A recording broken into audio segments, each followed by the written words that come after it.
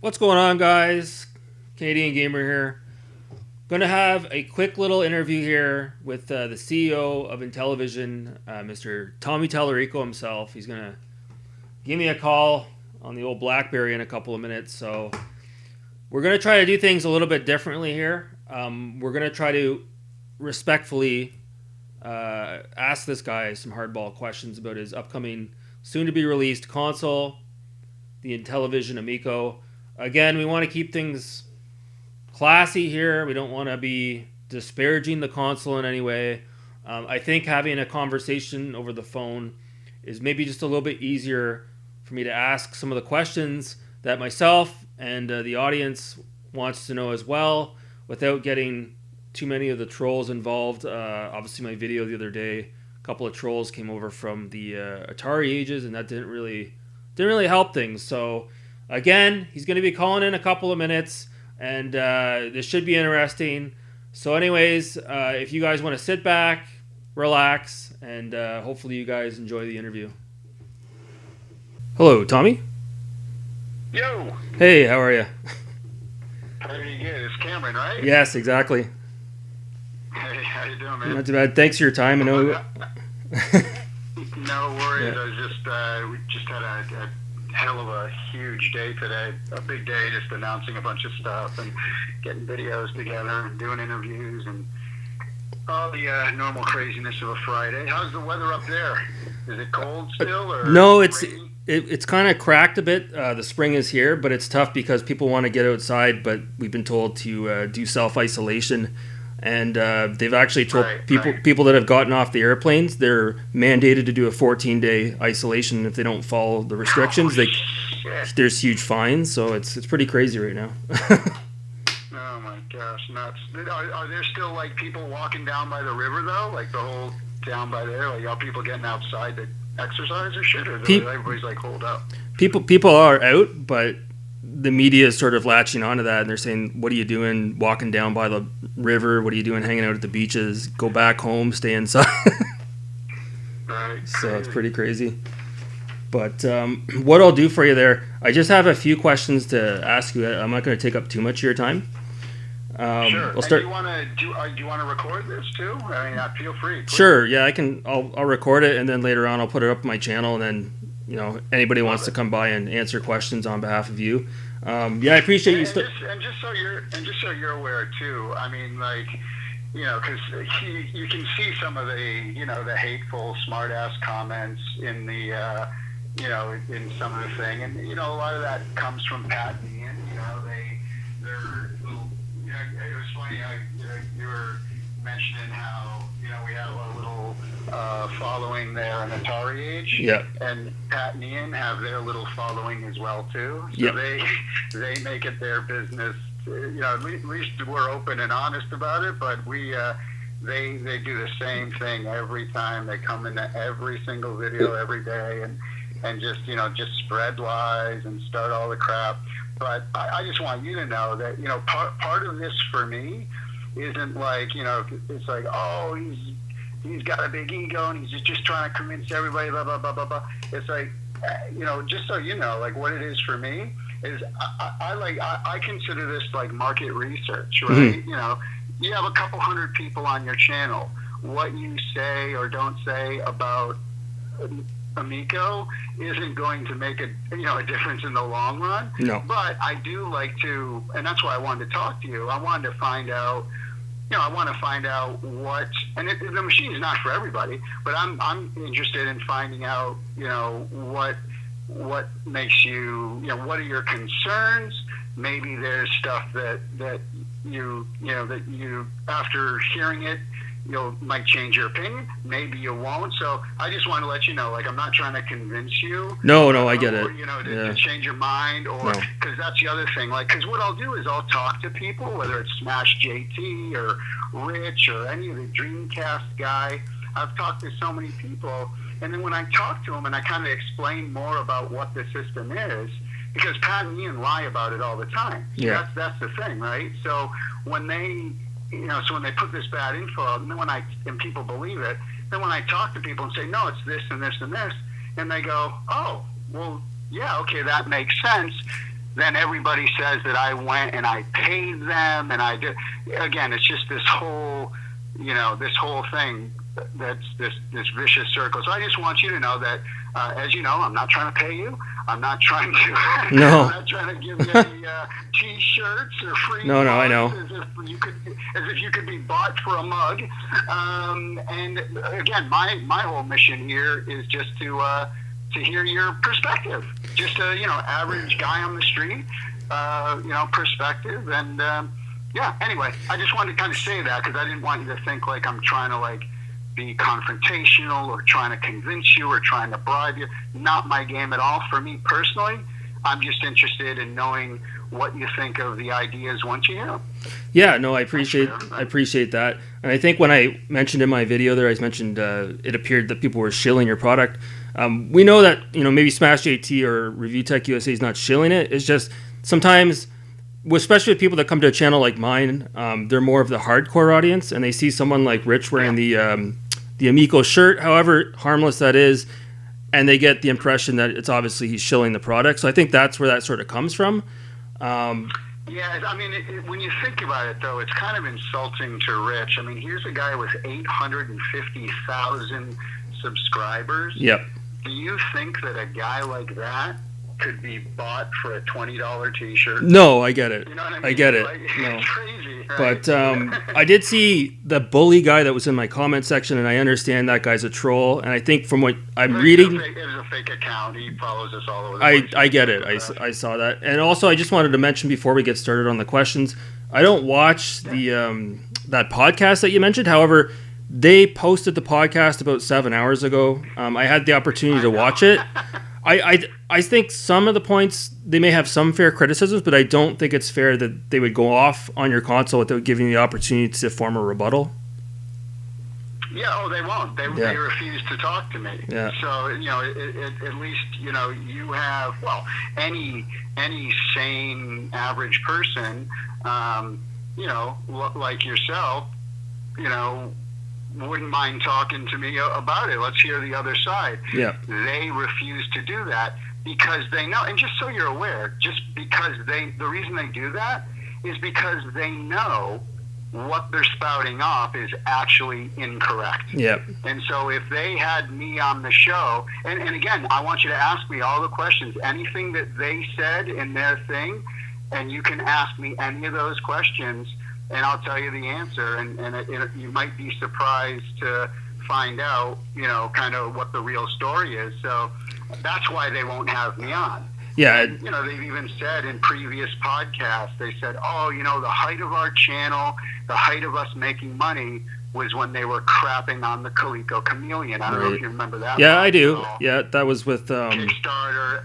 Mike Kennedy ended up being a big bust, and that was one guy, Mike Kennedy. We have 300 people working on this project for the last 3 years.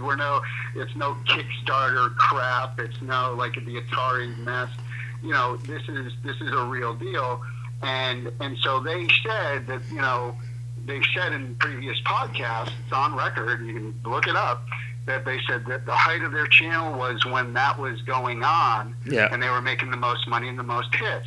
So they view Amico as their next, the more drama and crappy. I mean, you see them, right? They're obsessed at this point. Every week or twice a week, they crap on anything that we do. And again, look, the machine probably isn't for them then, But anyway, let's get into your question. Well, I think maybe it's not for you either, and that's fine. That's okay. I think a lot of the people that watch those types of channels are more of a hardcore audience as well. So it may not always be, like you said, the right people that we're trying to speak to.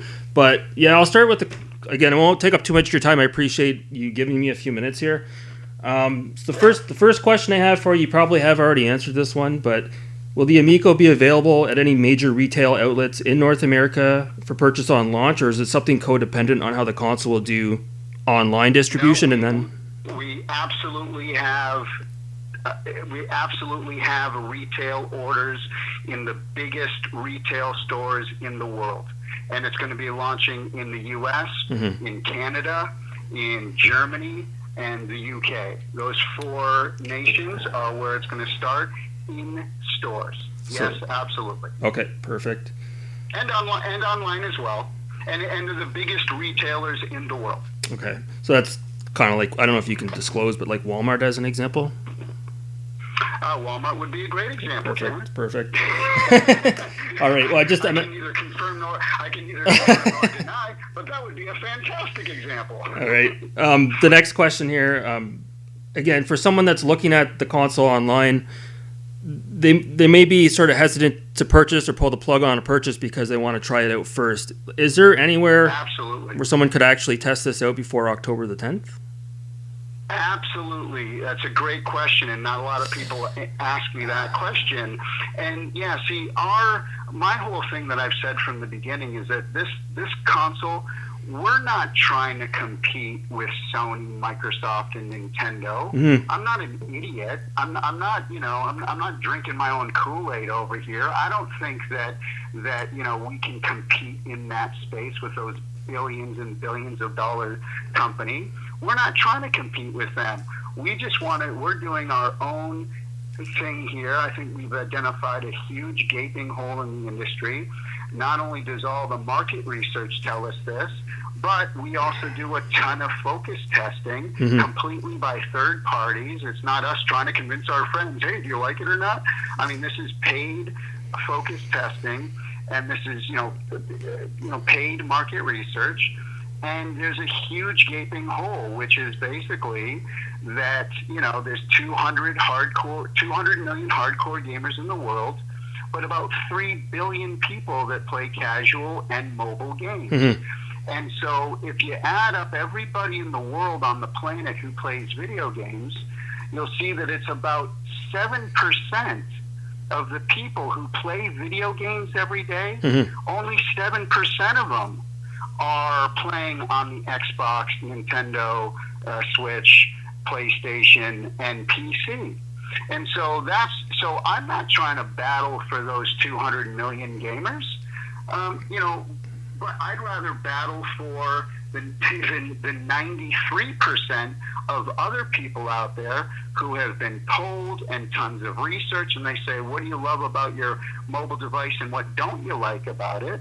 And the reality is that mobile is a very solitary thing, right? And so it's just you staring at a phone.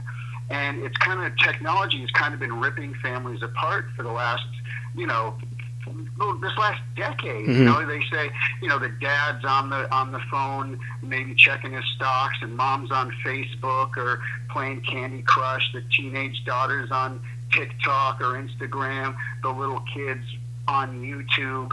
And so you have a family of 4 all in the same room together, but they're in their own worlds, right? And that's the number one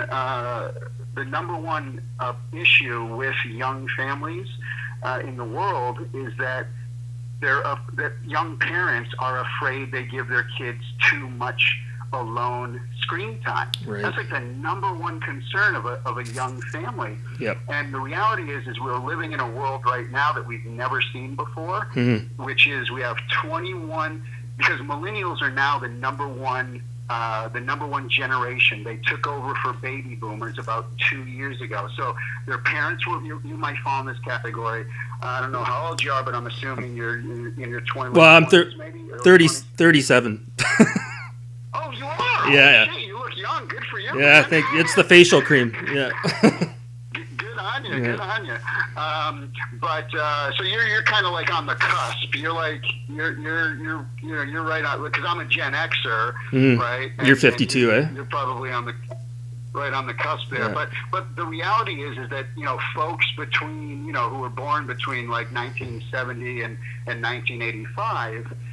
They now rule the world, and they've been having, our generation have had kids later. Like our parents, probably your parents, my parents, they were like married when they were 22, had kids by the time they were 25, 27 years old, Yep. And we're seeing that different now. So what's happening right now in the world is that now that, Gen Xers, young Gen Xers, and older millennials like your age group, they're now leaving home later, they got married later, they found their careers later, and they're having kids later. So right now on the planet, there's 21 million households in America that have kids between the ages of 2 and 7 years old. Mm-hmm. That's never happened before in the history of our planet. Mm-hmm. If you in Europe, there's another 21 million, and if you add Canada and Mexico, so just North America and Europe, there's over 65 million households that have kids between the ages of 2 and 7 years old. Now you think to yourself, you know, if a mom walks in a mall and she walks into GameStop or walks into Walmart and goes up to the video game section and says, hey, do you have anything for my 4-year-old? Right. What's the answer? The answer is nothing, because all of the educational stuff has moved over to mobile. Mm-hmm. All of the hyper casual stuff has moved over to mobile, right? Yep. And so basically the gaping hole that I'm talking about is that, look, you know, you probably know a ton of people. I know I do. I'm sure you do. I bet you know a ton of people, families, who maybe like weren't gamers at all, but they went out and they bought a Wii 14 years ago. Right? The Absolutely. Wii was the. Do you know folks like that who like families that like weren't gamers, but they like bought a Wii? Like my mom. Everybody bought it. Yeah. Everybody bought it. Right? Yeah. So there's a perfect example of a whole bunch of people. And why did they get the Wii? Well, I can tell you why my mom got the Wii, and I can tell you why nursing homes got the Wii, and why 35%, it sold 102 million units were sold of the Wii, generated $50 billion in revenue. Now, I can tell you that over 35% of the people who bought a Wii never even purchased another game for Wii it. Sports. They spent $249 13 years ago, which is now the equivalent of about $318 today in today's money. They spent it just so they could go Wii bowling. Yep, They did for sure. Wii bowling. They were super hyper casual, and they just wanted to play together with people. That's why they bought it. They didn't. My mom didn't buy it so that, and all she was doing was in the basement by herself. No, she'd invite my aunts and uncles over. They'd have a party night. You know, these are folks that normally would play cards or bingo or they'd go bowling for real. Well, now they had an opportunity to kind of do something together in a very casual way. Mm-hmm. And that was 14 years ago. Well, there's 55 million Switches in the world right now, and I got to tell you, think of all the people who you just thought of in your mind, who bought a Wii and who weren't gamers. Now ask yourself this question: did they buy a Switch? Mm-hmm. And I can tell you that more times than not, the overwhelming majority, in fact, like my mom bought a Wii. My mom didn't buy a Switch. Yeah. You know, all those nursing homes that bought the Wii, they didn't buy the Switch. Now you can say to me, well, Tommy, that's because that all those hyper casual players, they moved over to mobile. And to that I would say, fair enough. Absolutely. But that's my point. My point being is that all those hyper casual players, right, who are now playing on their phones, well, what are the 4 problems with phones? 1, they're not really great as a controller so much. You know, you can swipe left, swipe right, you can tap and match 3 and do that. But, you know, try playing a game like Pac-Man on a phone. Mm-hmm. It's near impossible. It's a shit show. Your finger's right in the middle of the damn screen. How can you even see? It doesn't control that great for a lot of arcade-style games. That's one thing. The second problem is that, as you know, it's a money suck. You know, they say, oh, free to play, but the reality is that the average person, again, average person, spends over $80 a year on mobile games. Mm-hmm. $80 a year. So it's a constant, you know, money grab. They either want your credit card, your email address, your friends list on Facebook, and if they don't get one of those 3 things, Cameron, they're going to give you a 30-second ad every 3 minutes. In-app advertising, right? Yeah. And and you're going to start to get pop-up on your phone, and then your phone's going to all of a sudden start to go slower, and your processor's going slower. Why the hell is this? Because they bloated everything, they got in your OS and all this. So there's a second problem. The third problem is that mobile is, and anyone would agree with any of these things, right? You know, people don't love getting strung along to, buy 99 more cents worth of 5,000 more coins. Yeah. You know, the third problem is that there is zero curation. Zero curation. There's 1,000 new games that come out every single week on iOS and Android. Almost 1,000 a week, right? Mm-hmm. So how the heck do people curate their stuff? Like, I like boxing games, right? Yep. So I downloaded over Christmas. I downloaded like 20 boxing games. And you look at the reviews, and they're all kind of, some are 3s and some are 4s, and, you know, they're all over the place. And it's like, it took me an hour to just find like one boxing game that was kind of decent. They were all crap. It's oversaturated, so curation's a problem because there's so much shit. You see the same stuff on Steam, right? Where there's a bunch of amazing stuff on Steam, but you can't even follow it. And by the way, the poor independent developer who just worked a year and a half, bootstrapped the whole project himself, maybe, you know, lived in his mom's basement, eating ramen, or you know, a group of 4 guys in a dorm room, suffering, doing everything they can on the weekend to make this game. They put it out on Steam, and then like 2 hours later, boom, it's off the what's new list because there's so many other products on there. And then the final thing, this is the fourth biggest thing about hyper casual and edutainment for kids.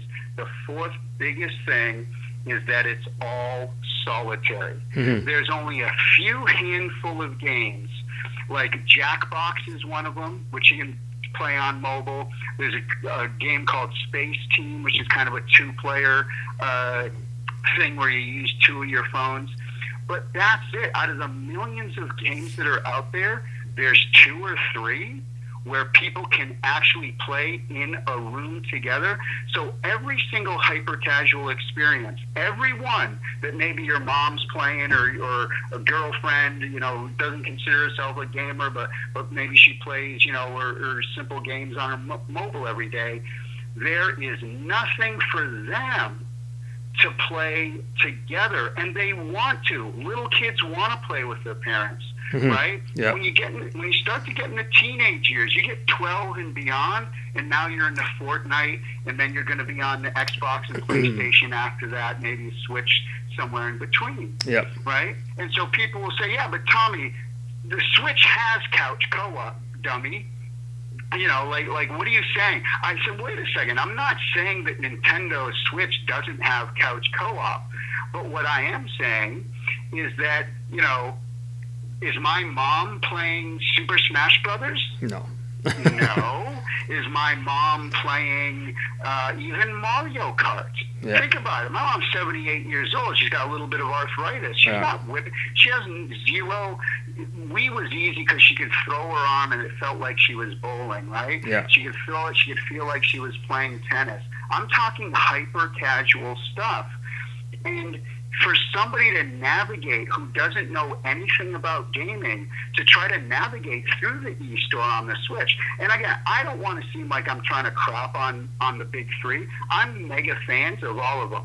I love Nintendo, I love Sony, I love Microsoft for different reasons for the most part, right? Mm-hmm. So I don't want to come across as like I'm crapping on them. I'm just trying to tell you, you know, kind of our position and our thoughts and what the market research and data shows us is that, you know, the hyper casual person is not playing Switch games. It's just a fact. In fact, remember I said there were 200 million gamers? Right. Well, if there's only 55 million Switches sold after 5 years, that means that out of the hardcore gamers, only 25% of them are playing a Nintendo Switch. Mm-hmm. And again, Nintendo Switch is amazing, don't get me wrong, but again, let's look at the, you know, let's be honest and look at the numbers.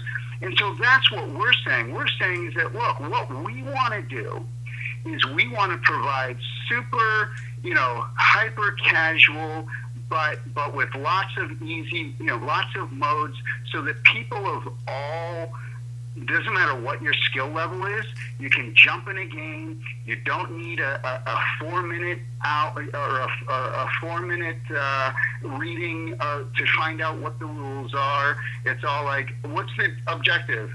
Eat all the fish that are smaller than you. Avoid all the big fish. Great, got it, thanks. Yeah, I get it.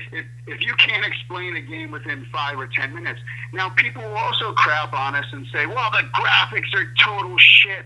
Well, the first comment they make is, the graphics look like mobile games. Okay, so let me ask you this. Remember the statistics. So if 93% of every gamer in the world is used to mobile graphics, again, that's what they are used to and that's what they like, and they don't like, there's research all up and down the joint that we've done, that others have done, where you put a photorealistic, let's say a bowling game, you put a photorealistic bowling game in front of my mom, or you say Wii Sports Bowling, and ask them, a non-gamer, which one they want to play. Because, like, guys like me and you, we're probably graphic whores, right? I mean, I love, oh shit, it looks so real, and blah, blah, Death Stranding, holy crap, God of War, and yep. Red Dead 2, it's just beautiful to us, right? That's what I'm saying. To a non-gamer, that is completely intimidating. So we purposely make our games in a certain way. We make them more simple because that's who we're attracting, Anyway, that was a long-ass answer, and I apologize. No. I got on a roll there. I get what you're saying, and this is what I'm coming back to. When you come over to like a channel like mine, it's not a big channel, obviously, but pretty much everybody that's in the comment section, they're there for a reason. They're like a hardcore gamer, but oh sure, absolutely. I think, like you said, maybe you get someone that's playing Red Dead Redemption 2, and they're coming into the Amico with a negative mindset, but they don't understand the key demographic that you're trying to reach. But the ultra casual consumer, I think that's the reason why the original Game Boy was so successful, because absolutely. My mother played Tetris. She didn't play any video games ever, but Tetris she played. My dad played Dr. Mario. It's as simple as yeah. And by the way, Tetris, the #1 selling game ever of all time, how's the graphics on that look? Yeah, it doesn't matter. And you know what's #2 on that list of all time? Myst? Minecraft. Okay. Yeah. Bunch of blocks. But yeah. You know what the #1, not sales, but you know what the #1 played game ever of all time is? I'm not quite. Still to this day, and nothing even comes close. What is it? It's Solitaire. Oh, okay. Yeah. Everybody had that on Windows. Yeah. Everybody, but again, think about and that's why I always try to say to people, I said, look, I understand, maybe the machine's not for you. Now, if you want my honest opinion, I actually do think that once the machine comes out and somebody like yourself, gets an opportunity to play it, maybe over a friend's house, and you see 5 or 6 friends, and you see 2 or 3 girls who don't play video games, maybe just on their phone, and everybody's kind of joining in on the fun and having a good time. Because again, we're not 4 hours at a time sit down experiences. No, we're games that are like, think of a board game. You play not a game like Monopoly, which goes on for hours, but like a more of a simple type board game or a simple card game. Yep. And people play a card game. Maybe it's 10, 15 minutes. Then let's get on to the next thing. And that's kind of what we are. Is that we're providing that kind of board game. Like board games are more competition to us than say an Xbox. But your question was, will you get a chance to play it? And absolutely, that's part of our big go-to-market strategy. Is that we're gonna have in-store demos. We're gonna be going on mall tours. we're going to be doing things like if you look, there's something called the Mom 2.0 Summit. Mm-hmm. You can look that up. You can Google it. And Google Mom 2.0 Summit and Intellivision. You put those words in there, and what you'll see, this is where all the biggest mom influencers in the United States and Canada get together, and they do this big kind of conference. Mm-hmm. Well, guess who's the lead sponsor of that? And it's at the end of September, a few weeks before we come out. That's, and so these are the types of things. We're going to get these in all of these parents and big mom influencers' hands. I'm not trying to go for like Ninja. I'm not trying to go for like PewDiePie. Again, their audience, your audience, that's not who we're trying to sell to initially, right? Do I think you're going to like it? I actually do. If you like video games, and again, you get a group of people over who normally don't play video games and you're playing, but like I said, and like your question posed, look, don't make a decision on it until you have a chance to play it, and you'll be able to play it in a lot of different places. And that's kind of the thing that's a little bit of a bummer to me, and you probably saw me in your comments section the other night talking about like, hey, look, what you're saying is that you hate a video game machine that you've never played. No, I get it. No, not you. I'm just saying. I'm saying. You might have heard me say that to certain people. I did. Yeah, I did. Yeah. So it's like, why would you be so hateful towards something you've never even played or tried out? Yeah. So I understand that people might not be their cup of tea, but again, it's a video game. Yeah. And when were graphics the end all be all for every single game? Because again, you watch the Pat and Ian thing, and all they do is they keep crapping on the graphics. Graphics. Yeah. Now, these are guys who have thousands of dollars of NES cartridges behind them. And they grew up loving those games. Why do people like Super Mario? Was it because it was the graphics? Or was it because of the awesome fun factor, playability, and design? Mm-hmm. Why do so many people like Tetris? Why do so many people like Solitaire as a game? Why do people, and you can list it on and on and on. When did graphics define everything there is about a video game? Right. That's crazy. And again, if you look on our trailer, read the comments. Do you think I paid thousands of people to leave positive comments? Do you think I've created thousands of different accounts? Because if I did, and if everybody really hated it, then why do we have 60,000 views on our last trailer and only about 140 people who hit the dislike button? That is something I cannot control, right? People can say, oh, you can make fake accounts and this and that. Click on any one of those accounts and look at their history and tell me if it's a fake account. Contact any single of the thousands of people on there. Ask them if we paid them or sent them a mug or a T-shirt. Not a single one, right? I saw it last night. Yeah, I saw it last night. I went through it, and at first I kind of thought that myself because I scrolled down and I didn't see any negative comments. There are negative comments. I will say that. If you go through the comments, I would say I'd say like 3 to 4% of them are negative. Yeah. And because that's the other thing, people say, oh, you're just taking all the comments off. You're just taking up. No, we delete comments.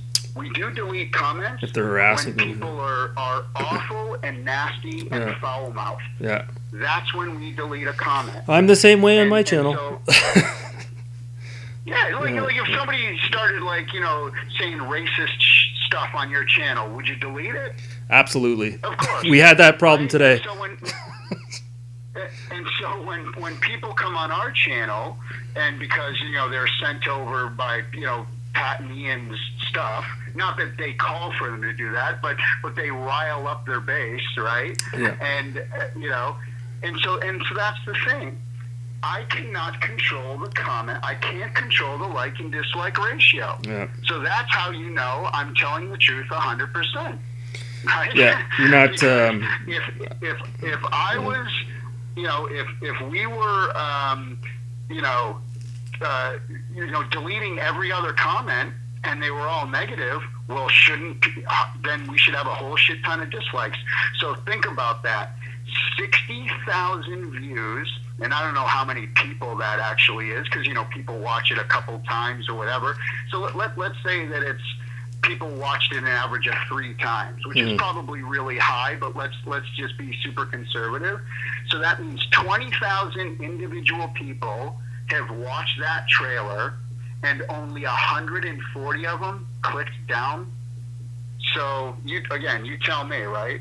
No, I get it. Yeah, it's a positive. We want to see the console succeed. I don't think, at least myself, I don't want to issue any ill will towards it. We want to see it succeed. Another question I have for you. Now, this is kind of coming back to the podcast. I asked my viewers, do you have any hardball questions that you'd want to ask? And a few of them brought up a question. I love the hardball. Now, the harder the better. Bring them on. I mean, Pat obviously didn't give you the opportunity to answer his questions or what his thoughts were, but basically I think what he said was you're targeting to millennial mums. Is it a smart business model to target a demographic that may not have actually really been alive when the Intellivision came out in '79? Maybe it doesn't have some relevance to them, or the child that goes to play it, maybe they don't have a deep connection to it, like a Nintendo brand. So a couple of things. It's a good question, and shame on Pat for not having enough balls or to be man enough to even talk to me about it, right? Because I have requested a number of times. I said, hey, just like me and you were talking now, you're not being disrespectful to me. I'm not being disrespectful to you. 2 grown, mature men could have a conversation, and we might even disagree about some things, but we can certainly have mature people have conversation. Shame on him. Open up the dialogue. For calling every single person who talks to me a shill. Shame on him for spreading more and more lies about us and misinformation when I've asked to speak to him and he refuses to do it. It did come off like a hate campaign for sure, yeah. What's that? It did come across like a hate campaign from when I watched it. It was very negative. Exactly the reason you felt that way is because that's exactly what it is. Why not talk to me about it? Why not answer these questions? But anyway, I don't want to seem like I'm dodging the question. No. Talk about the answer. That's okay. Let me talk about the answer. So the question was, millennial moms who weren't around in 1979. That's correct. Now, we've raised millions and millions of dollars. We have some of the best marketing people. The woman who launched the Nintendo Wii, the woman who launched the Pokemon franchise in the U.S., is the senior executive vice president of Nintendo for 18 years. She launched the DS console, the biggest selling console of all time, handheld, 155 million units sold. Do you think she has maybe a pulse on what people want and what people like? How about the former president of Nintendo, who is also with us? Mm-hmm. Do you think he might know a thing or two about getting to people? Our senior global vice president, her name's Kara. She came from Mattel. And you know what toy line she ran as marketing at Mattel? Barbie? The Disney line. Okay. So all of the Disney toys that are out there, that was Kara. Now, so would you say with that information, before I go further, would you say that we have a super powerful team around us who knows how to get to families and moms? Would that be a fair thing to say? Yeah, it would be, and I would also say, not to toot my own horn, but I did grow up in a business household, and these people that have these podcasts or these channels online, they don't always have the business mentality to understand that there's people that above and beyond playing video games that look at the numbers and look at the what's really going on behind all that to understand where you're coming up with these demographics. So. Well, again, if you had to take video game business advice from Me, who's been in the industry over 30 years, who has I'm going to toot my own horn now. Go for it. who has a Guinness World Record for the person who's worked on the most video games in their lifetime. I'll list you off a couple: Earthworm Jim, Disney's Aladdin, Guitar Hero, the original Tony Hawk Pro Skater, the Sonic franchise. I worked with Miyamoto on Metroid Prime, Mortal Kombat stuff, Terminator, football, early man foot. Which was that? Terminator. The Terminator on the Sega CD. See, you're helping me. You're listing them off for me. Yeah. Now, there's and then of course they had the successful TV show which won awards like a Telly Award we won for Electric Playground.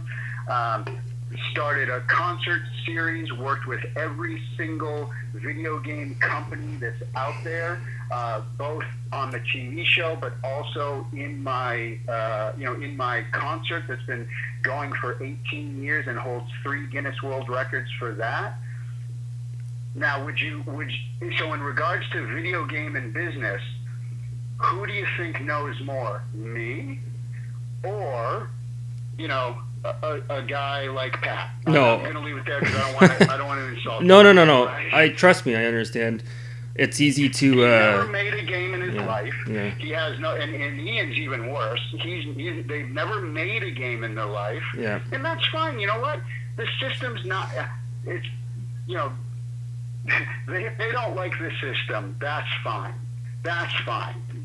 Good. Move on. No, I get it.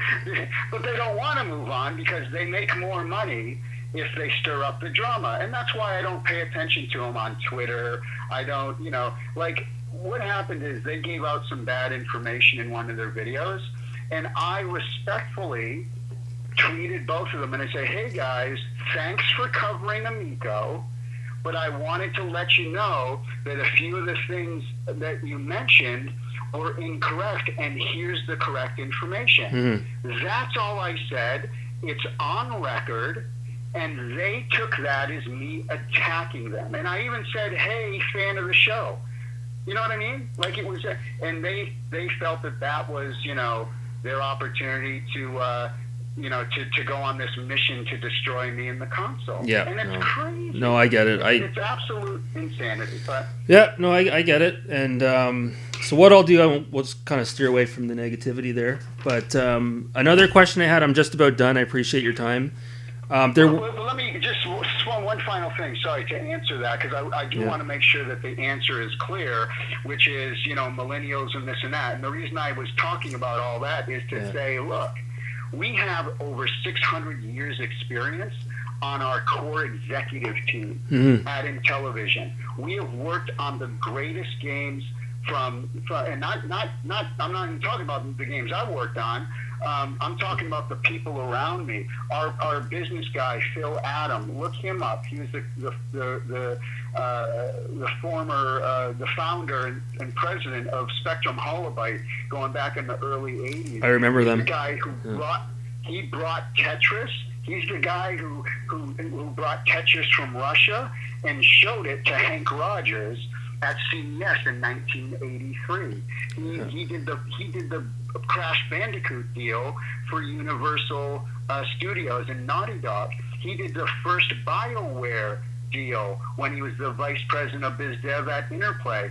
He did one of the first deals with Silicon Synapse, this little company in Orange County that changed their name to Blizzard Entertainment.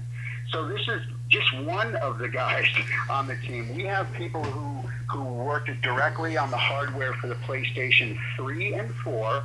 We have people who worked on the original Xbox, and we have 2 people who worked, and this is just hardware. I'm not talking about marketing or product managers or anything like this. And we also have somebody who worked on the Wii and the Wii Fit. And so, we have all these people, all these things in the industry. And we know we don't do things because we don't have market research to back it up. Investors and VCs and institutional folks, and private investors, they don't put millions of dollars into a project if we don't have proof. They don't just say, oh, Tommy, yeah, we think you got this crazy idea. Here's $10 million. They don't do that. We have to have research and papers and focus testing. And I could send you links till the cows come home of a group of millennial moms and kids under 10 and a whole bunch of grandparents and a whole bunch of non-gamers in a room. And again, not conducted by us, by third-party people. And they hear the 10-minute version of the pitch, and they play the games for 5 minutes, and then they tell them the price, and they said, now that you know about the Intellivision Amico, how many of you would purchase this system? And you'll see every hand in the whole room go up, and it doesn't matter where we are in the world. You know another test that we do? We put our controller on a table with a Switch, an Xbox, a PlayStation 4, and an Atari joystick, just for fun. And we put those 5 controllers on a table, and again, kids 10 and under and hyper casuals or non-gamers, when they walk up to that table, it's a simple thing, and they say, which video game controller would you like to play? And for those groups, what do you think they say? Because they see the screen on ours, they don't see any big things jutting out. Do you think your mom would like an Atari joystick? 8 joystick with a button? No. Is my dad going to like a PlayStation 4 and Xbox? No. Is Grandpa going to like these tiny little, Joy-Con things? Or if you match it to a screen, is Grandpa going to carry the screen around with him when he goes on the bus? No. Right? So like 9 times out of 10, again, remember the demographic though. The demographic, 10 and under kids and non-gamers or hyper-casual gamers and seniors, when they go up to that table, 9 times out of 10 they pick our controller. Now tell me that our controller sucks. Go ahead. And again, for our audience, again, maybe a hardcore gamer hates it. Right. Well, they haven't played it yet, right. but maybe they'll hate it, and that's fine because they're not our audience. If you're used to PlayStation 4, what was the announcement Sony had a couple months ago? Hey, we're putting 4 more buttons on the back of the side of the controller now. Yeah, no, I'm not too big on that. It's like, holy crap, how much is that? What is there, 20 buttons now on this damn thing? 2 analog sticks, and holy crap. And again, I love it. My favorite of all time, my favorite joystick of all time, controller of all time is a PlayStation 4 controller. Hands down, my favorite. And I'll say that, as a hardcore gamer. So that's the thing. So when you say, well, millennials, moms don't care about this, wait a second. Who are you to say that? You, Pat and Ian, who don't even have girlfriends, who are not married and who don't have kids, who are you to tell us or anyone what millennial moms want, what little kids want? By the way, those millennial moms, when you're talking about kids age 7 and below, those moms make the decisions for those kids. Right. They got it wrong, and one of the things they're like, oh, the kid's just going to ask his mom for a Switch. No, they don't. Not at 6 years old, they don't. Get your facts right. Don't just go spouting off. That's not true. Moms are the decision makers in the homes, typically for 7 years and younger. They are the arbitrator of fun. They're the ones that choose what the child plays. That's what happened to me. My mom and dad, they bought me an Intellivision for the family in 1980. And I was 12 years old. I didn't ask for an Atari and I got an Intellivision instead. I just loved video games. And they made that decision, though. It was their money. They made the decision, right? And that's when I was 12. But when you're that young, now I can tell you that 20% of our whole software library is edutainment and kids software. Right. And you know what's great about our software? And we've signed the biggest licenses in the world. in regards to edutainment. There is no bigger company than the one that we have signed. We're going to be talking about it, and you know it, and every single person who's ever grown up knows this as the biggest and best edutainment company in the world, and they've been around over 50 years. It's not Broderbund, is it? What's that? I said it's not Broderbund, is it? No, way before Broderbund. I'm talking about a company like a Disney type of company. Oh, okay. That, but for education. Right. And we have them on our machine. But the great thing is, remember what I said before, edutainment on mobile is solitary. The mom gives the tablet or the phone to the kid, and she feels guilty about doing it because she wants her child to grow up in an environment where they're not only staring on their phones. Look at these kids now who grew up on mobile, right? And now they're like 12, 13, 14 years old. They're walking around like zombies with these things. This is the number one concern of young parents. Giving their kid too much screen time by themselves. It becomes the babysitter. Well, I think like what the. we're doing is. Oh, go ahead. What's that? Oh, go ahead. I was going to say, and what we're doing is we took 20% of all of the software that's coming out for our system is edutainment for kids, but guess what? Here's the great part. It's not solitary like it is on the phone, which is the only place you can really get entertainment. So it's for kids. So it's solitary edutainment. That's your only option on mobile. And what we've done is we're working with the most incredible, most prestigious, well-respected edutainment educators in the world, and we are bringing fun software for kids 7 and under. And here's the big, are you ready for this? Sure. And mom can play as well. Because she wants to play, right? She doesn't want to feel guilty. If a mom can play with her kid, hey, do it like this, or let's watch this, and okay, everybody chop the onion. Everybody take the controller, chop, yay! She can sit there and do it as well. So we take that guilt factor out. So these are just some of the ways. The Mom 2.0 Summit, and Cameron, I got to tell you, I don't have to sit here and bullshit you. If I had another answer, I'd tell you. But the reality is, we've spent tons of money on focus testing and market research, and we've changed things along the way. But to think for a second that we didn't do that, and that investors are pouring millions of dollars into us just off some freaking whim that I had one day. These guys are freaking high. They're not thinking straight because now this blind rage is taking over, and they'll just say anything, spout out of their mouth, anything that comes to their head that they can think of to disparage the machine.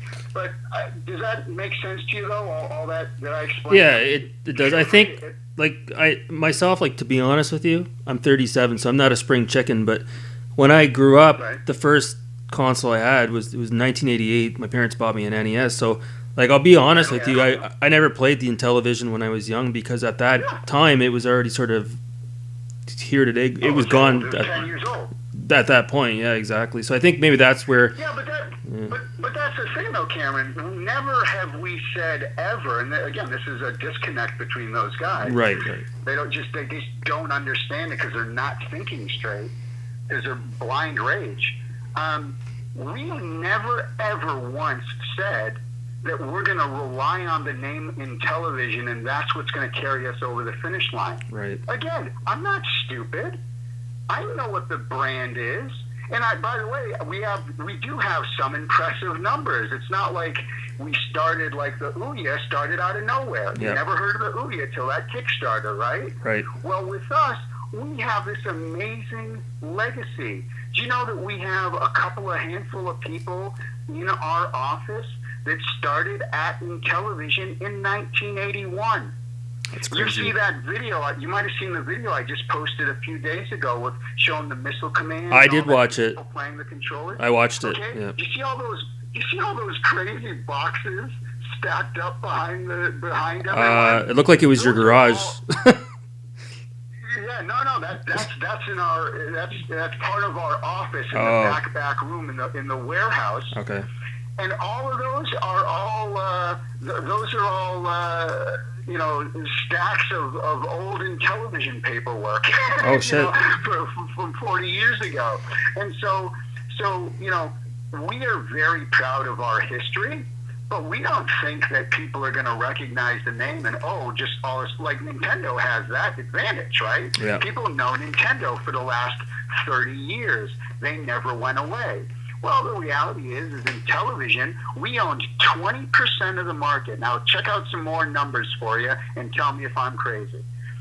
By the early 80s, Intellivision owned 20% of the home console market, and we were doing $500 million a year gross.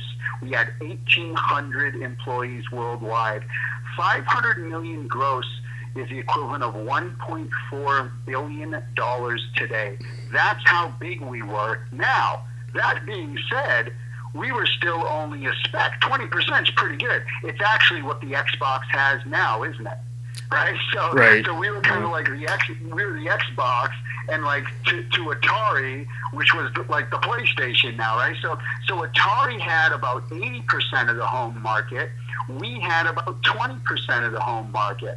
But even that 20%, we sold 4 million units, right? Mm-hmm. And between 3.5 and 4, the records are a little, we don't have an exact number because of, they distribute in Japan and Europe, and then they did other versions and revs, and there's like 9 different styles of Intellivision. Sears sold one, Radio Shack sold one. Back in the day, they did things a little different. I remember that. The other thing to remember about back in those days, though, were that people weren't like they were today, where they had 2, 3, 4 consoles. Oh yeah, I got a PlayStation and a Switch. That didn't happen back in the 70s and early 80s. You either had an Intellivision or an Atari. And in those times, 80% of the homes had an Atari and 20% of the homes had an Intellivision. Right. Okay. But here's the big differentiating factor that everybody forgets. Back in those days, because you only had one machine, everybody knew at least one kid who had an Intellivision, and you'd go over to his house and everybody would play. So just because we sold 4 million machines doesn't mean back in the day that only 4 million people ever played it. That's not true at all. Right. It's in the tens of millions of people who played it because it was very different back then. Now, here's the crazy part. 13 years ago, we did an Intellivision plug and play. One of those things you just hook right up directly to your TV. Yep, I remember that. Now the NES Mini sold 4 million units. Very good. Standing applause. Very good, Nintendo. Then they did the SNES Mini. You know how many they sold of that? More they than sold 4 million units. Yeah. And I'm sure they could have done more. They probably could have done more, but they sold out, and they okay, fine. Yep. Do you know how many plug and plays Intellivision did 13 years before Nintendo? How many? Guess. 6 million? 4 million. Okay, so we did 4 million units. So isn't that now? Again, let's call. I don't want to be called out for apples to oranges. The reality is that plug and play was only $19.99, and it was we did an exclusive at Walmart, and then we did an exclusive at Bed Bath and Beyond after that. Yeah. So there is a difference there that it was a $19.99 product, but don't tell me that nobody knows what Intellivision is. Oh, I remember that. Trust me. Let me ask you a question. Before this week, or let's say before this year, had you heard of the name Intellivision? I did, but I mean, I'm more of a hardcore gamer, right? So, No, that don't matter. That don't matter. You knew the name Intellivision, right? Yeah, I did. Now ask your mom and dad if they've heard the name Intellivision. What do you think they'd say? Well, it's tough because I think Atari resonates more than Intellivision, but I'm sure they probably did. It absolutely does. Yeah. But have they heard the name before? They probably and have. Would they know that it's a video game machine? If you said, Dad, what's Intellivision? I'm sure. Would he say, oh, that's that old video game machine? I'm sure he would, yeah, for sure. Okay, so there you go, right? Yeah. And so is your dad a hardcore gamer? No, but he's an older guy. So again, I'm not saying that people 30 and under know what we are. They do not. But we're not relying on those people, right? To walk in the store and go, oh, Intellivision, I want to buy that. No, we have to sell them on it. We have, and it's our responsibility to show them what we are and our legacy, because we did a lot of first things that people did. If you go on our website, check in the legacy of firsts. We have a special page on the site, and it lists all the firsts that we ever did in the video game industry.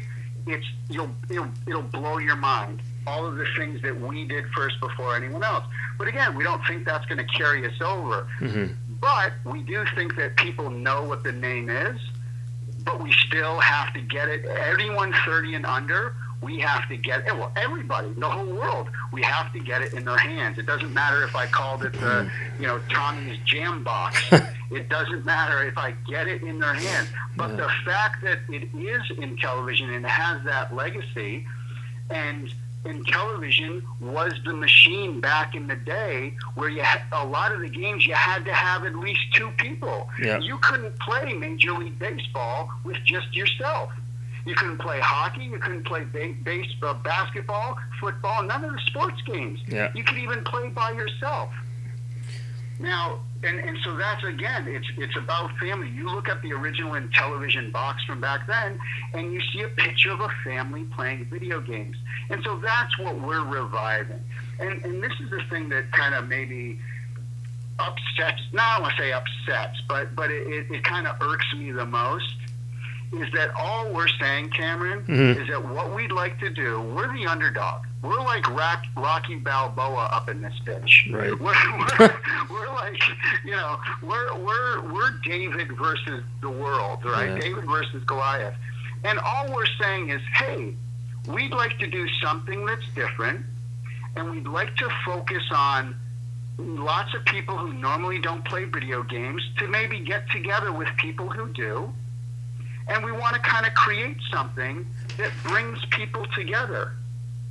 Now, why would people want to go out of their way to destroy that, to destroy the underdog, and to destroy that dream of just kind of, hey, wouldn't it be cool if people got back together? One of my favorite lines, I don't know, did you ever read the book The Hitchhiker's Guide to the Galaxy by Douglas Adams? Back in the day I did, yep. Okay, my favorite opening, my favorite line is, because I'm a big Hitchhiker's fan, but my favorite line was in the opening paragraph where Douglas Adams writes, he goes, humans are kind of, and I'm paraphrasing, but humans are kind of weird creatures. It was like 2,000 years ago, they nailed some guy to a tree because he went around telling people how great it would be to be nice to each other. That's my favorite quote, my favorite written thing. And that's kind of how I feel a little bit, is like, so wait a second, we're going around trying to spread cheer, spread joy. We want to bring people together, people who don't play video games, because video games have a bad stigma for the people who don't play them. We love them. We're gamers and we know all the things. But for the most part, the average person on the street, and especially moms and the news media, when they think of video games, they think of negative stuff. They think of violence. They think of a kid in a dark room with his headphones on. They think of, a money-sucking, loot-boxing, freaking, whatever, complicated controls. This is the average person. That's how they think of video games. And we want to kind of bust that barrier down to those people and say, hey, look, you can come in and play too. It's not just about, Mom, try to play Fortnite with me. Mom's screwed. Yeah. Mom's not going to be playing Fortnite with you. No matter what you do, right? And so we're trying to bust down those barriers to say, hey, you know what? Maybe there's a games that you and your mom can enjoy together. Wouldn't that be something? Yeah. Wouldn't that be something if next Christmas, Cameron, you, your mom, your dad, I don't know if you have any brothers or sisters or girlfriend, boyfriend, whatever, wouldn't it be great if you got together with 4 or 5 family members and you could play a console and your mom's laughing and your dad's having a good time, and it's not Call of Duty. No. I'm not trying to build Red Dead Redemption up in this bitch. Yeah. Well, we're just trying to keep it simple, keep the graphics simple, keep everything about it simple so that everybody can have a good time. Wouldn't that be something? And you have these people out there that want to destroy that, and you have to ask yourself, why is that? Why would anyone feel so negatively and hate-filled that they want to destroy something that's such a good thing for the world? Well, it's like I tell people, bringing people together. A lot of these YouTubers, it's here today, gone tomorrow content. They're putting out these pieces that are relevant for about 72 hours, and they sort of drift off, and then nobody watches it again. But it's sad, but it's clickbait. So yeah. Anyway, so I hope I answered some of your questions. I don't know how many people, Cameron, would have watched your first video and reached out to you and say, hey, can I talk to you? No, I don't think anybody would have. You know what I mean? So if anything else, you can disagree with every single thing I said here today, but I want to thank you for at least listening to me, and I hope that you felt it was a respectful exchange, because that my goal here is not to try to convince you to think otherwise. My goal is to find out from you what you think of the concept and idea. You're just an average guy on the street. I'm an average guy on the street too, really. That's if I was just strictly hardcore gamer, why would I create something like this? But I feel like, I miss those days of playing with my friends together, right? And I'll tell you this, Cameron, here's a good one for you. If you think back of your whole childhood and your whole life, if you think back and think of the best times you ever had playing a video game, think of those moments. I guarantee it was when you were with other people in the room. Oh, yeah, it was Mario Kart on the Super Nintendo or Bomberman. Maybe it was GoldenEye on the N64. Maybe it was Tekken in an arcade or whatever. Maybe it was Halo LAN parties. Everyone would bring their... It was my father and I used to play Othello on the NES. There you go, right? So. And you played with people, right? Yeah. And when you think back to those memories of playing with those people, I'm not talking even like your hardcore gamers, but have you ever played games with your mom and dad growing up? My father, I did, yeah, absolutely, yeah. Okay, do those moments that you had with your dad, when you remember back to those days, does that bring a warm feeling to your heart? Do you feel like, wow, that's a special moment, something that you hold close and dear to you inside? I think it does because, like anybody else, you have negative memories too growing up. But one of the better memories would be obviously sitting in front of the TV, not necessarily having a conversation with my father, but just being able to sit there and have quality time for sure. So. And what I'm saying, Cameron, is I'd like to bring that back.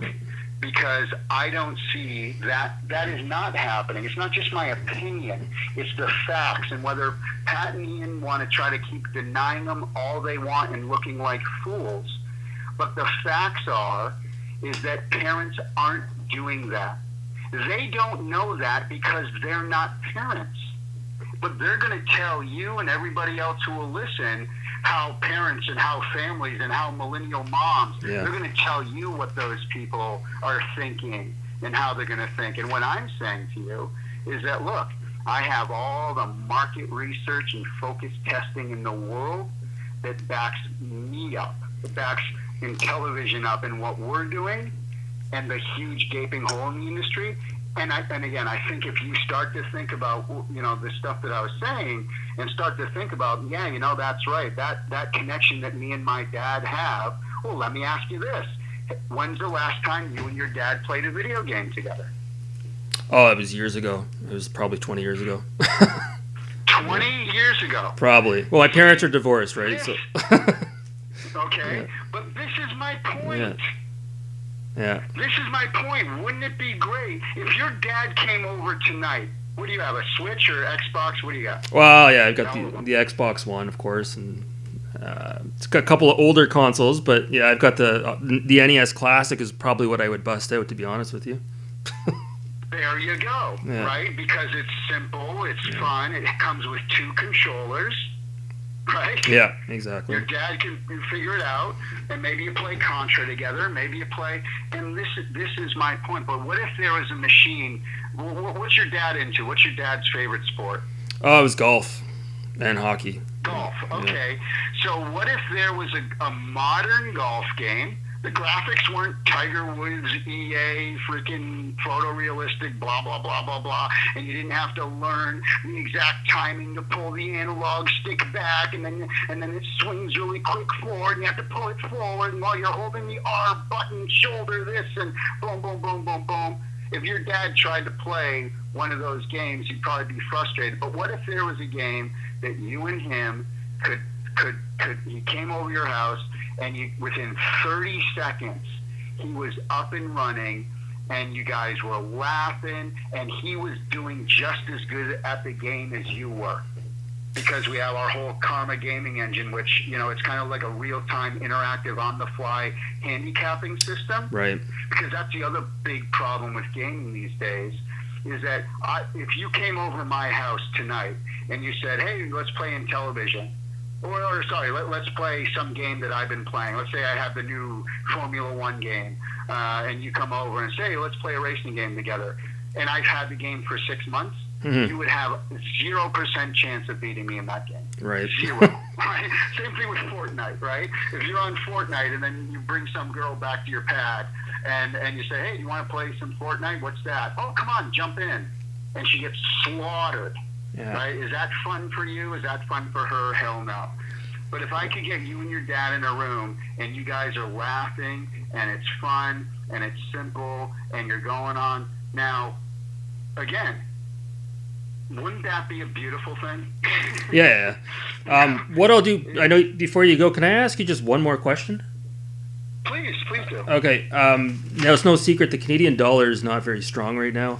So this is more of a Canadian question, true. but right now for $1 US, it's about $1.40 Canadian. So correct me if I have the It's down to 60%. I believe 40 cents in the dollar. So right now, at least from what I read online, the Amico is $229.99 USD, and it comes out to be about $323 before tax in Canada. So after tax, obviously it's inching closer to $400. What do you say to anybody out there that might be questioning the price on the console? What would you say to that? Well, I can tell you this. It's not going to be $400 in Canada. It's not even going to be $350 in Canada. Okay. We're trying to keep it under $300 in Canada. Oh, okay. Comes with 2 controllers. Do you know the last major video game system that came with 2 controllers? Do you know what it was? Was it the Wii? Base unit comes with 2 controllers. Wasn't It'll blow your mind when I tell you. You won't believe me. You're going to Google it, and you're going to be, holy shit, he was right. The last machine was 30 freaking years ago. It was the Super Nintendo. I was just going to say that. That yeah. was the last machine that came with 2 controllers 30 years ago. Are you kidding me? Yeah. Are you freaking kidding me? I remember that. Right? Yeah. That's how crazy. And people who are listening to my voice right now, they're and who still hate me or whatever, they're Googling right now. They're, no, the Saturn came with 2. Oh, crap, that was a special bundle. Wait, no, the Dreamcast, I could have sworn. Oh, shit, no, that was on. Yeah. And so you can do all the research you want. Again, I said major console. Yeah. There were some, smaller things that came out. I'm talking a major console that sold, more than 5 million units or whatever. And so that's so the point being is that we're doing something that no one has done in 30 years. And by the way, look at our controllers. speaker, microphone, color, touch display, touch screen, gyroscope, accelerometer, disc, buttons, built-in RFID, wireless charging, force feedback. These aren't like some cheap-ass things, right? No, I get it. These are basically cell phones without the cell. And you're getting 2 of them, my friend. And you can download our free app and hook up to 8 mobile devices, a total of 8 devices to it. So you can do 6 mobile devices and 2 controllers. You can do 4 controllers and 4 or 2 mobiles or whatever, whatever you want to do. Any combination of 8. And it's not going to cost you a single dime extra. And we're giving you 6 free premium games that would normally sell for $7.99 to $9.99. So right there, you get an extra bonus $50 right there, 2 controllers right there, right? Yeah. Ability to have 8 controllers without paying an extra dime. Now again, let's say that you wanted to buy a PlayStation 5 this Christmas, or no, forget that, because that's going to be higher and that's no fair. Let's say you were going to buy a PlayStation 4 for the first time this Christmas. Now it's going to probably be $249 to $299 US, right? So there's your Canadian $320 to $350. Right. Plus, you're going to, and if you want to play with 4 players, you're going to have to buy 3 more controllers. Now the official Sony PlayStation controller is $50-$60. Yeah. Now you probably know the Xbox. What's the most expensive Xbox controller? $179 US. The Elite, yeah. So the Elite, right? Yeah. Like, this is insanity. Yeah. But I mean, it's an epic freaking controller. But now you want to buy 3 more controllers. Now you're going to buy couch co-op games. By the way, how would you find out if there's couch co-op games on the PlayStation 4 if you didn't have one? When you went to the store, would you put in couch co-op? No. What would you put in the store? No, you'd have to go to Google, wouldn't you? Yeah. You go to Google. What are the best 4-player games for Sony PlayStation? And then you get back a list of things. And then how many of those games are simple? Because maybe 2 of the 4 people in your group, never played games before, or they haven't played games in a long time, or whatever. And then they have to adapt to that controller. Dual analog sticks, plus the D-pad, 4 different buttons on the front, and then 4 on the top. Go. Right. Right? And so now you're at $700-800. Oh, and by the way, the games are going to be $30, $40, $50. Yeah, they got some indie games up there for $10 to $20. I get it. What I'm saying is every single one of our games is $9.99 or less. Right. 2 premium controllers, 6-pack in games. And so there you go. And again, remember, the big thing on our console, too, is everything is rated E for everyone. So again, you want to know how we get those moms? That big gotcha question they think they have over my head? Yep.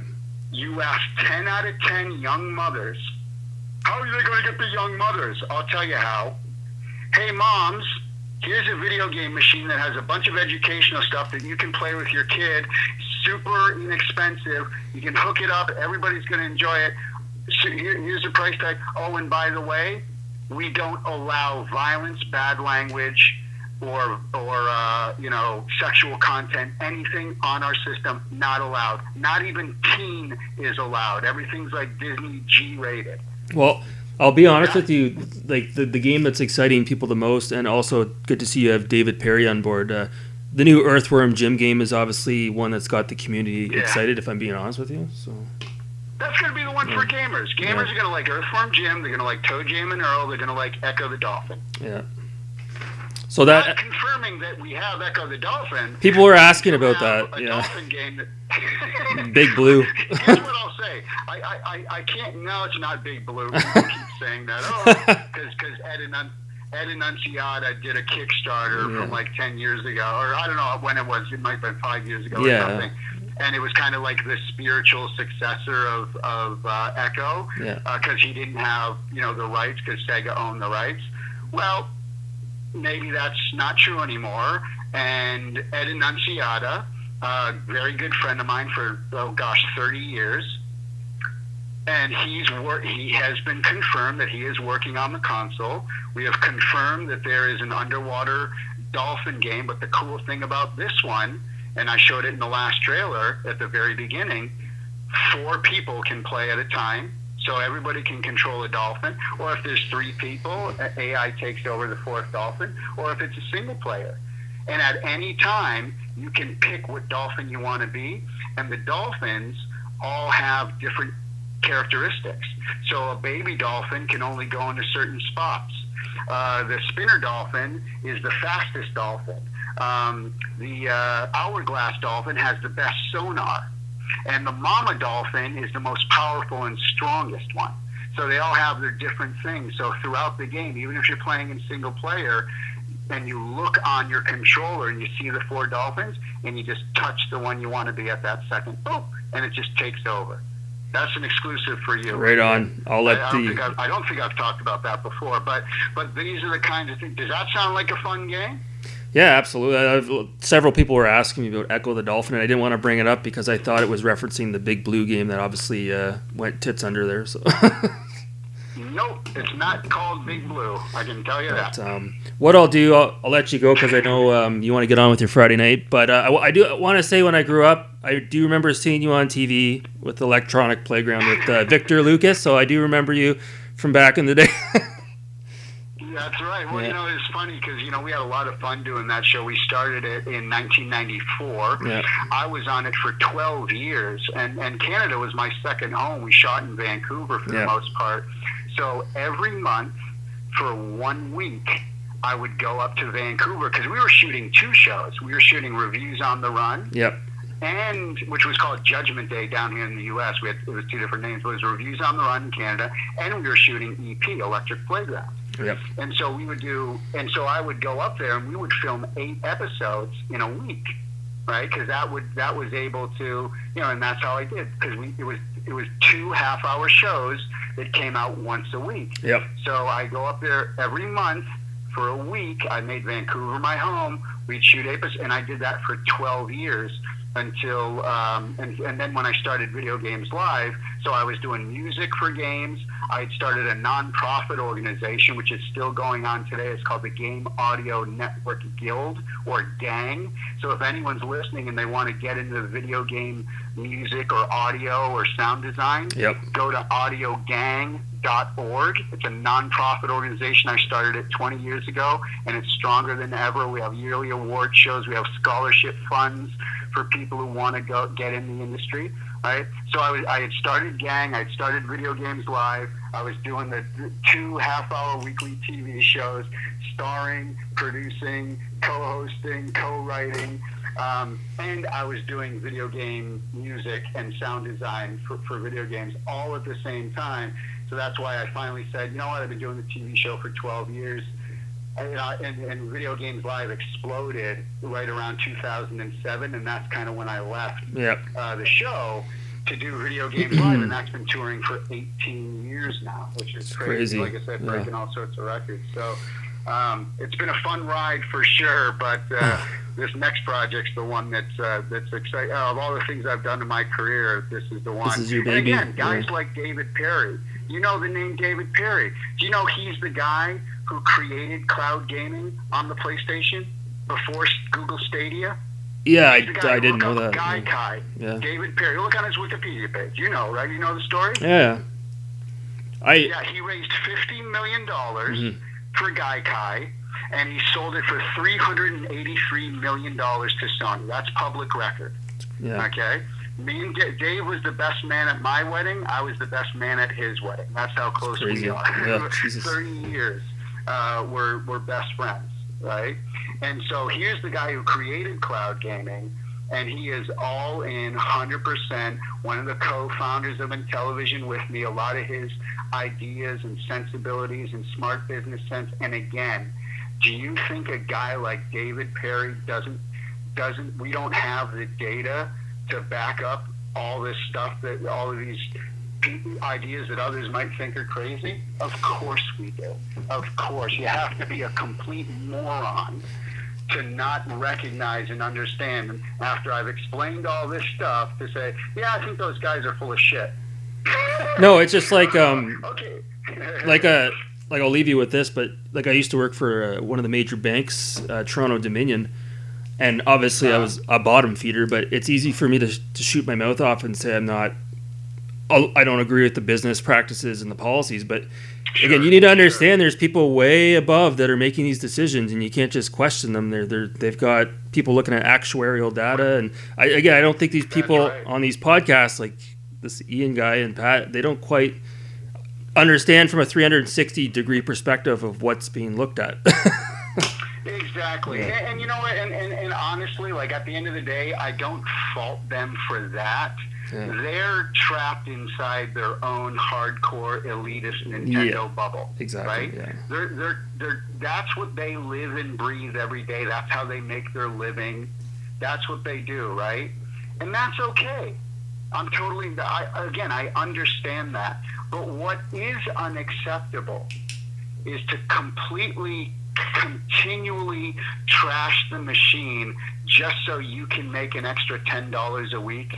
Exactly, on the ad revenue. Yeah, they should have given you the opportunity to at least speak. I don't agree with that, but. Exactly. Well, hopefully the folks listening, whether they hate me or like me in your comments or section or whatever, hate or like the machine, hopefully they can at least respect the fact that that we're talking, having a great, respectful conversation. And again, people could disagree with everything I say, but at least the dialogue's going, right? That's what's missing in this world today, is two people, maybe they have different opinions, sitting down, discussing stuff, listening to the other person, listening to what they're saying as well, having a respectful dialogue together. It's what's missing in politics. It's what's missing in religion. It's what's missing in the whole freaking world these days, right? So let's me and you bring that shit back. Yeah. Respectful dialogue. No, again, I know you're a busy guy there, so I appreciate a few minutes of your time. I'll let you go there. I'll let you get on with your night. Awesome. Well, Phil, I hope you post it up, and I'll post this in Atari Age and everywhere else we can. We have about 40,000 people on our mailing list. I know you only do this. You only do this as a as a kind of hobby, fun thing to do. But hey, if we can get you more viewers. And don't take that as a bribe. I'm not trying to bribe you. But if we can get you more viewers, then that's a good thing for everybody. Yeah, I always tell people I'm not necessarily looking for more viewers. I want to make sure I have the right viewers. I think you could probably say the same about people that are interested in your console. But I'll let you go there. But I really appreciate your time, and maybe one of these days, if you're up in Ottawa, there, I'll bump into you. That would be cool. We'll do a video games live there, I'm sure, within the next couple of years. So we'll get you down to the show, and we'll have some fun. We'll get some of those beaver tail. I'll have you bring me a beaver tail. Yeah, I'll bring it. Those are the big things. People who aren't from Ottawa, they're kind of like they've been known as elephant ears or fried dough. They go by different names, but these are actually a little different. Or they call it beaver claws. Yeah. What is it? Beaver tail or beaver? No, it's beaver tail. Beaver tail, yeah, of course, it makes sense, right? Because they're shaped like a beaver tail, right? Well, beaver, yeah. But, Beaver's I like the cinnamon stuff, so I'm all over. I'm a sugar guy. All right, well, I'll let you go, my friend, but I appreciate it. All right. All right, have a good night. All right, thanks for talking with me. Take care, buddy. Bye. Bye. All right, so there you have it. That concludes the interview with Tommy Tallarico. Leave the comments below, and we'll get a discussion going. Again, thanks so much for watching, guys. Appreciate it. Have a great day. Take care.